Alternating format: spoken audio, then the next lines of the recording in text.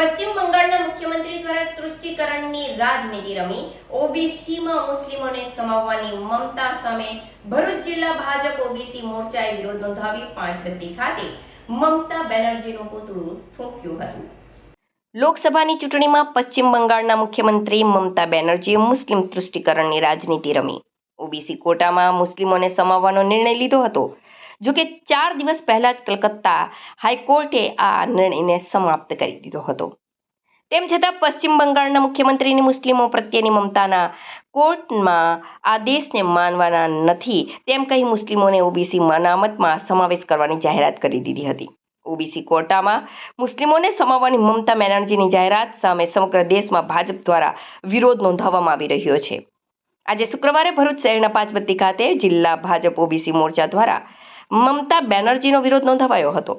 જિલ્લા ભાજપ પ્રમુખ મારુતિસિંહ અટોદરિયા, ધારાસભ્ય રમેશ મિસ્ત્રી, મહામંત્રી નીરલ પટેલ, ફતેહસંગ ગોહિલ, કેતન ભાદોલવાલા, પરેશ લાડ, મહેન્દ્રસિંહ વાસંદિયા, મનહર પરમાર સહિતની હાજરીમાં મમતા બેનર્જીનું પૂતળું ફૂંકવામાં આવ્યું હતું। ધારાસભ્ય રમેશ મિસ્ત્રીએ ચૂંટણી પ્રચારમાં નરેન્દ્ર મોદીએ દેશમાં ઓબીસી અનામત મુસ્લિમોને નહીં અપાવવાનું કહી ચૂક્યા છે, ત્યારે કોલકાતા હાઈકોર્ટના આદેશ છતાં મમતા બેનર્જીએ મુસ્લિમ તૃષ્ટિકરણની વટાવેલી હદથી દેશમાં ઓબીસી સમાજમાં ભારે આક્રોશ ફાટી નીકળ્યો હોવાની લાગણી વ્યક્ત કરી હતી। જિલ્લા પ્રમુખ મારુતિસિંહ અટોદરિયાએ પશ્ચિમ બંગાળના મુખ્યમંત્રીના મુસ્લિમ તૃષ્ટિકરણમાં ઓબીસીમાં મુસ્લિમોને લાભ આપવાના નિર્ણયનો આજે ભરૂચ જિલ્લામાં ઓબીસી મોરચાએ વિરોધ કરી દેખાવો કર્યા છે। ઓબીસી સમાજમાં મમતા દીદી સામે ભારે રોષ ભભૂકી ઉઠ્યો હોવાનું તેમણે વધુમાં કહ્યું હતું। પાંચવત્તી ખાતે મમતા બેનર્જીનો હુર્રિયો બોલાવવા સાથે પૂતળા દહન કરી ઓબીસીમાં મુસ્લિમોને લાભની મમતા દીદીની જાહેરાતની ઝાટકણી કાઢવામાં આવી હતી।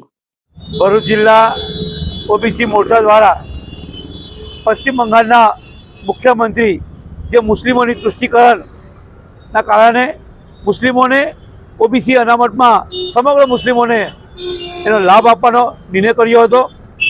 જે નિર્ણયની સામે હાઈકોર્ટે આ નિર્ણયને ફગાવી દીધો છે।